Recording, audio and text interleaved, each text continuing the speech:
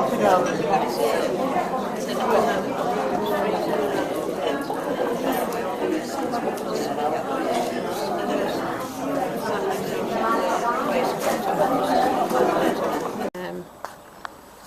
you ready?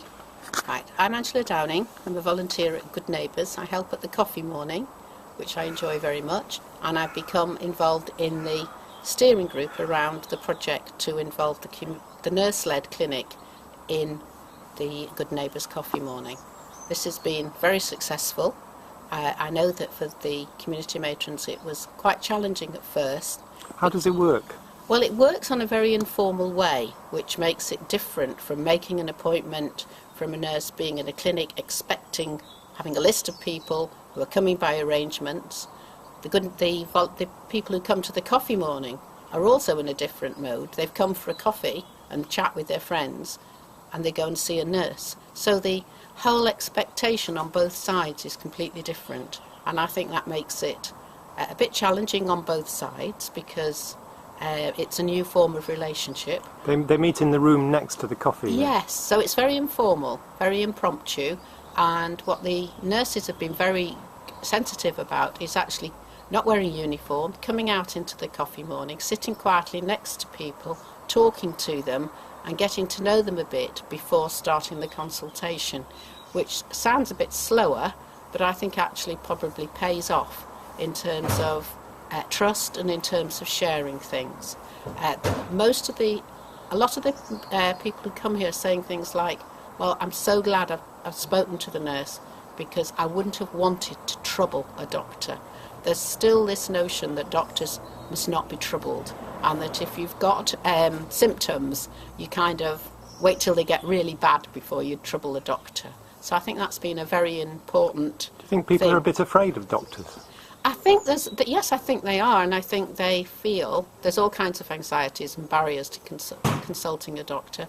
Things like there are people a lot worse than me.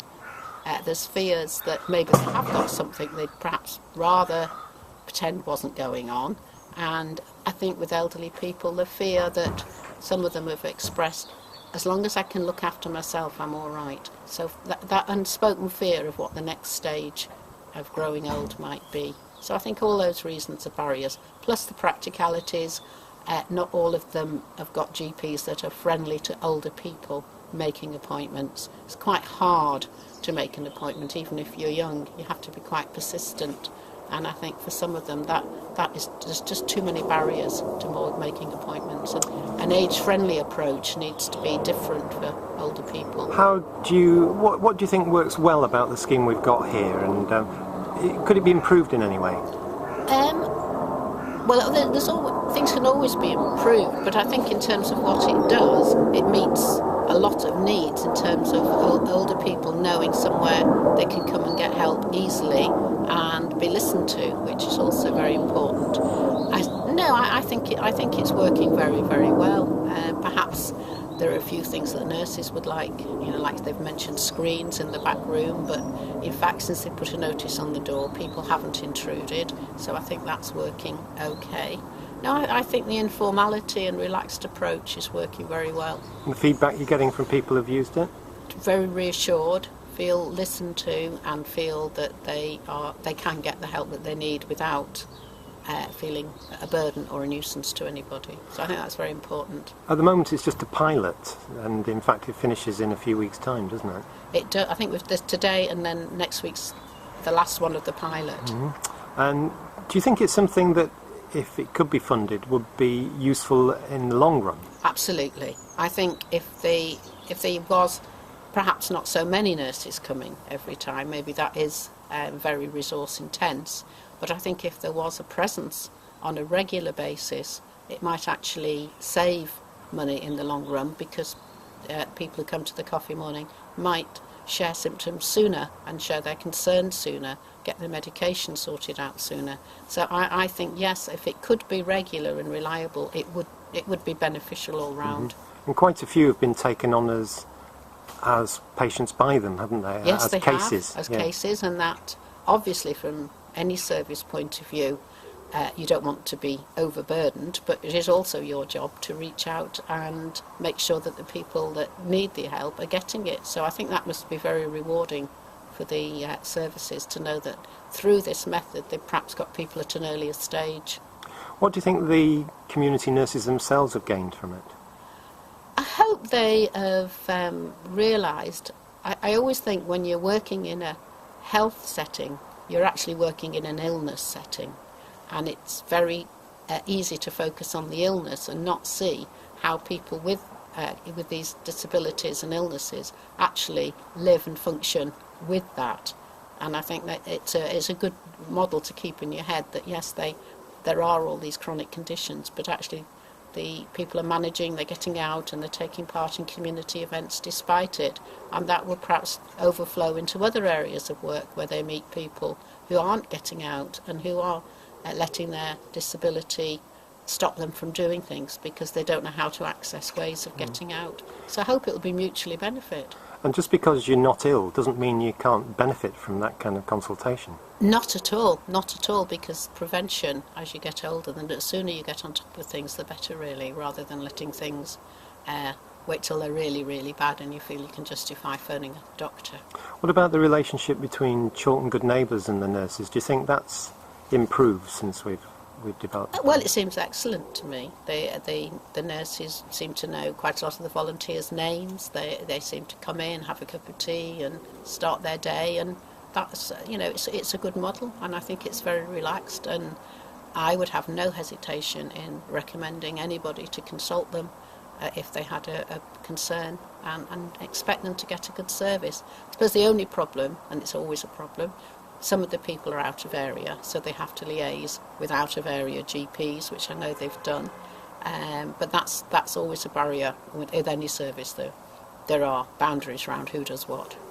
One of the problems is that with any long-term conditions that a lot of older people have, is that there's a complex of needs: medical needs, social needs, community needs, housing needs, all those sort of things. Do you think it'd be worthwhile involving other agencies in this, maybe social workers? Or? Well, if there are any available to come, that would be always very good to link things up. Benefit advice is always useful. Yes, anything like that. In terms of housing, we have had people come from various housing associations when they've had vacancies. And what about care agencies? They're mainly private now, aren't they? I think you'd have to choose your care agency with care, as any older person has to do. Yes, I think information about what they do, what services are available, and a talk about it is always good. The more information you have, the better you can make choices. But I don't know if, because they are for-profit organisations, how they would feel about their involvement. Thank you very much. Thank you.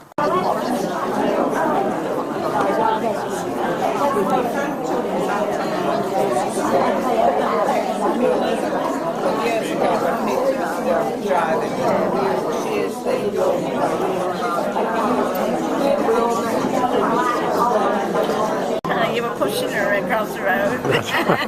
It's gorgeous. Oh, these daffodils look nice, don't they? Gorgeous, aren't they? That's what we're saying. It's the time of year, spring. It's a lovely day. It is a really good time, isn't it?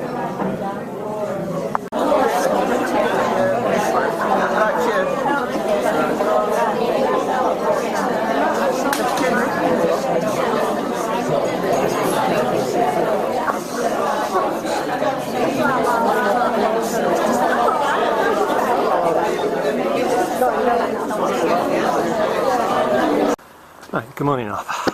Hi, Will. What do you know that you've obviously been involved in this community health clinic project that we've got here together with the local community nurses. What are your views on it? How do you see it? Up to date, I think we're on week 6 now, or something like that. And so far, it's all right. The first couple of weeks, I thought it was better, but now we get very little feedback of anything that's going on. So it's like we're not... What, from the users or from the nurses? From the nurses and from the users, because I don't feel as if I can ask the users now what they were talking about, or they won't talk about it. So it's a bit like a secret service now, and it's one way. I don't like that. So I'm waiting to the end of the 8 weeks to make my mind up properly. But so far, You're not sure? I'm not sure. What do you think's worked about it so far then? It seems popular enough. It's worked in the respect that the people who come in every week, they know these nurses are in. They're going and asking questions. So from their point of view, it's good. What will happen when they disappear in 2 weeks' time? I don't know. That's the problem, isn't it? It's only a pilot, isn't it? It's only a pilot, yeah. So are you making expectations that can't be met, that sort of thing? Yeah, and also the little bit that I do know about it is, what worries me a little bit is, like everything else in life, they're talking about things that was good 30 years ago that are coming back. Who's that? Like on the radio last week, they were talking about this pilot scheme in another area that they're escalating very quick, and that is that people who fall in the middle of the night, having this team, a fast response team that are based centrally, who go and pick the people up off the floor. If they don't want hospital treatment or they're all right, they sit, have a cup of tea with them, put them back in bed or put them in an armchair and say, are you all right, and leave. That was done 30 years ago. So you feel in some ways that kind of reinventing the wheel? Correct. So having this clinic close to the people is getting back to where it came from? Yes, yeah. But that's not a bad thing though, is it? It's not a bad thing, but can they sustain it at the end of the 8 weeks that we're doing it now? Do you think it would be better if it was a longer term sort of relationship? Yes, yes. I think if it was a long term, and if Chalton eventually gets everybody under one roof in the brand new health centre, that is the way forward. I don't know whether I'll see that, but that is... Be a good aim, wouldn't it? I said one of the nice things, because I know a little bit about Blackpool and the surrounding area. They do that in Blackpool, and it works well. But in terms of the project we've got, have you talked to any of the kind of users, people who've used it at all, have been to see yes. them? What are their responses? They like it, because if they want to get an appointment with them, it's instant. They don't have to give 2 days notice about speaking to somebody. So they like it from that point of view. And it's not as formal either, is it? Not as formal, no. No. And, you know, it'd just be nice to have the feedback. The couple of people that we're worried about, that worries me, because they don't fall into the criteria of this team. What, are they outside of the district or something? Or? No, they come in here. But because they've not got the... I don't know what you condition use now, but because they fall outside their criteria that these people are doing, we're going to be left with them people when they go anyway. What sort of issues have these people got? Is it kind of memory issues? Is it that sort of thing? Memory issues. People in particular that we've noticed over the last 2 to 3 months that have gone downhill. Yeah. You know, whether they've got the start of dementia or they're not looking after themselves and things like that. Over the years, we've known that, and we've managed to get them, in the old days, social service people in to look at them.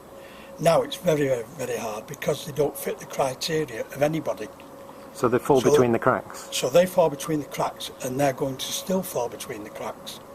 And I thought one of the ideas of this system was we will be filling them cracks to get rid of it. But some of the people that that are users here have been to see the nurses and now are on their caseloads, aren't they? So some of them have succeeded in that.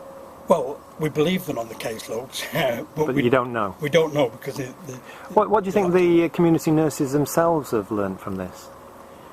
Or has that been difficult because you haven't had the feedback? No, I think they've learnt that they can do very well when they get a group of people together, and they're extremely good, the ones that we've got, I must admit, and they take time to talk to people. They're doing the job as they are. People love them, but is it sustainable after this period? I don't know. They will be sadly missed. Yeah, it's a good point that. We've really got to think in terms of making it sustainable, haven't we? Yeah. Great, thank you very much. Thank you. Hello, I'm talking to Alice Galloway from Loretto College, who's come in here as a student volunteer to help with the project with... Okay, Alice, what have you been doing as part of this project? I've been talking to people, and at the start I was getting... Who have you been talking to? The people who come to Chorlton Good Neighbours. The users, yeah. Yeah, and at the start I was getting feedback on people's opinions on what they think about the nurses come in.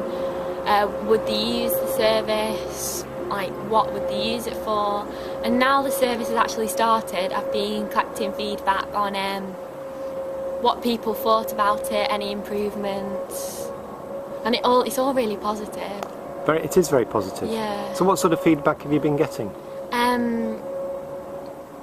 Things like everyone's been saying that it's easy, because it's people who would usually have to wait a long time for a GP appointment can get it straight away, and it's reassuring that someone's here every Thursday. It's just, yeah, everyone really likes it. Can you think of any comments that people have made that you can remember? What sort of things have they said? Has anything stuck in your mind about it? Yeah, everyone's been saying the nurses are all really lovely and all really helpful, and there's a lot of people saying it's reassuring. The users have said that the nurses have time, like, because the GP has so many people to see, but the nurses can see each person individually and assess their needs and do what needs to be done, and refer them on to who they need to be referred on to. Mm-hmm. And it's just the fact, I think, that the nurses have got a lot of time for everyone, and they walk around and get to know everyone individually. I think that's a big thing, isn't it? Definitely. They're not in uniform. Yeah. They just sort of sit down, talk to them, Definitely. make it easy. So what's your impression of Chorlton Good Neighbours, having come to it from...